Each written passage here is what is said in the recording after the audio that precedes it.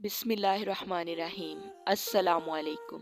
आज की वीडियो में हम आपको दो बहुत सादा सी टिप्स बताएंगे। इंशाल्लाह इससे आपकी स्किन में बहुत तब्दीली आएगी।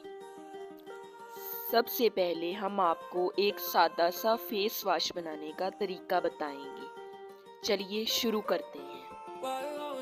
सबसे पहले आपने 2 खाने के चम्मच बेसन लेना है और फिर आपने इसके अंदर 2 खाने के चम्मच मिल्क पाउडर के डालने हैं और फिर इसके अंदर 1 खाने का चम्मच हल्दी का डालना है। आपका फेस वॉश तैयार हो गया है।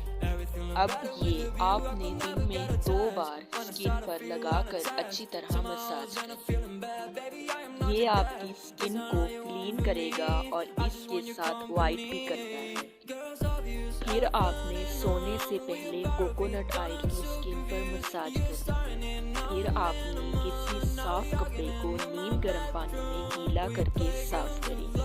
इससे और ग्लो आएगा। ऐसी मज़ीद वीडियोस देखने के लिए हमारे चैनल को सब्सक्राइब करें। अल्लाह हाफिज़।